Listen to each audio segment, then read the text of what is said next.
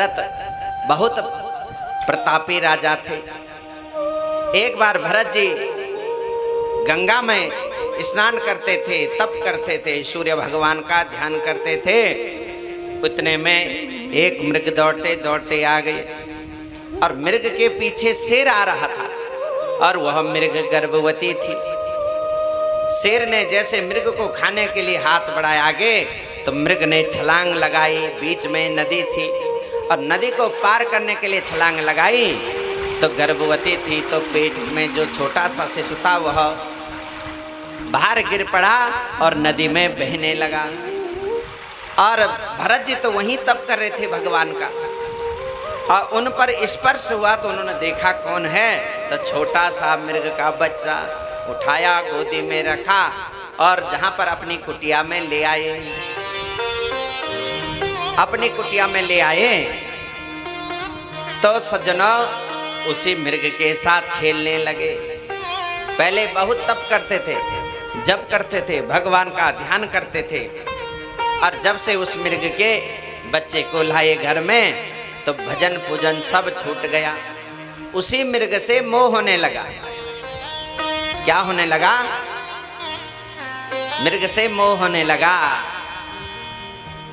जप करते थे ओम नमो भगवते वासुदेवाय, और इतने में छोटा सा मृग का बच्चा आकर के पीठ में एक सींग से खुजली करने लगता था, झट से उठा करके गोदी में ले लेते थे। मोह होता कि नहीं होता है? आप लोगों का छोटा सा पोता हो, दादियां कौन कौन है यहाँ? हाथ खड़े करो। हाँ,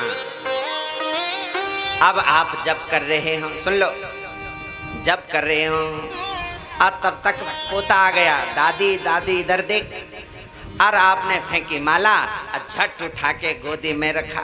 बोलो करते कि नहीं करते? क्यों? माया के कारण, उसमें माया है आपकी, तो माला छूट गई।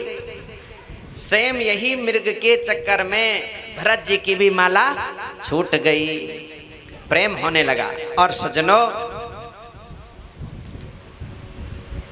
माया होते होते एक बार भरत जी की भी उम्र बीत गई, बीतने की ओर है, अंतिम समय के ओर भरत जी बढ़ गए हैं।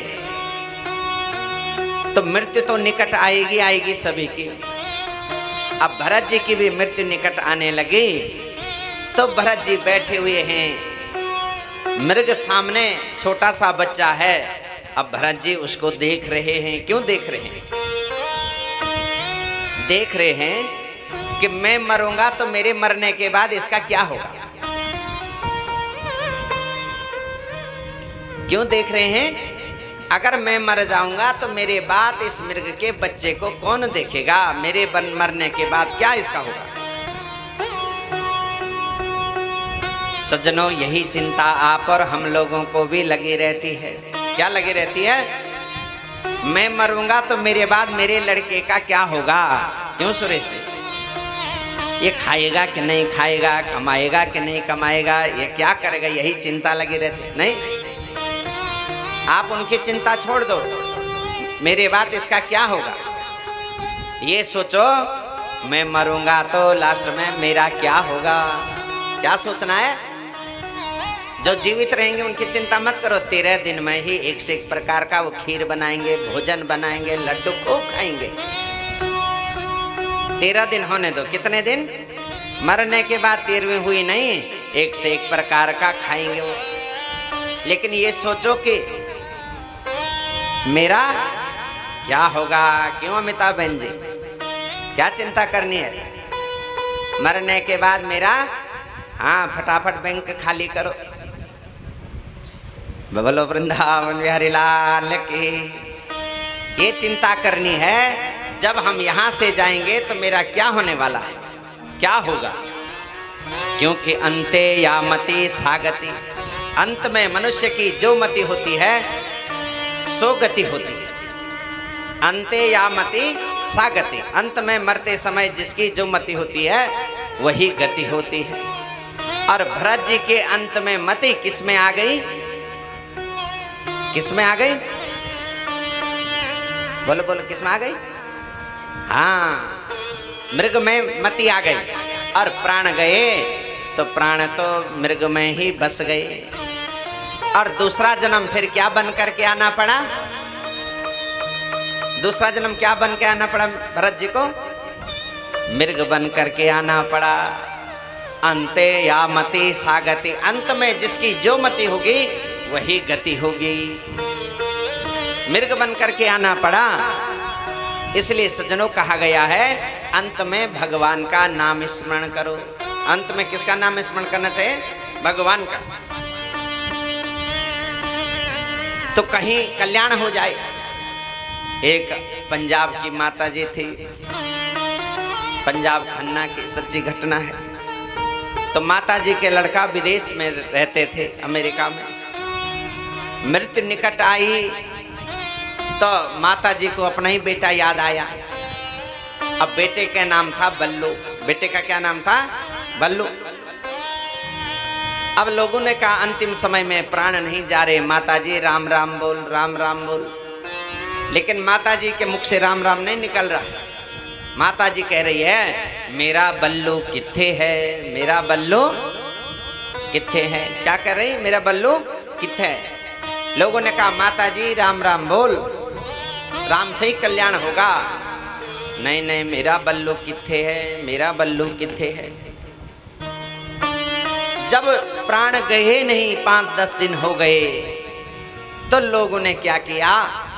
बेटे को माता जी के जो बल्लू था उसके कपड़े गांव वाले को पहना दिया और माता जी के सामने ले आए। कहा माता जी त्वड्डा बल्लू इत्थे है, त्वड्डा बल्लू इत्थे है।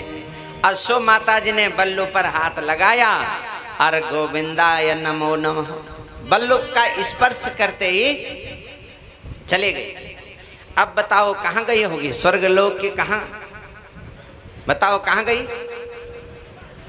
कहाँ गई? हाँ, बल्लू में प्राण गए। किस में चले गए प्राण? तो दूसरे जन्म में फिर बल्लू बन के आना पड़ेगा कि नहीं? इसलिए अंते या मति सा गति, अंत में जिसकी जो मति होगी वही गति होगी। अंतिम समय में संभल जाना चाहिए, ज्यादा मोह माया में नहीं फंसना चाहिए। आपका फर्ज है बेटे की शादी कर देना, इतना फर्ज आपका है। कितना? हाँ, फिर ये मत सोचना इसका लड़का क्या खाएगा, उसका लड़का क्या खाएगा। उसके बाद भजन करना है। बेटे की शादी कर दो, उसके बाद क्या करना है?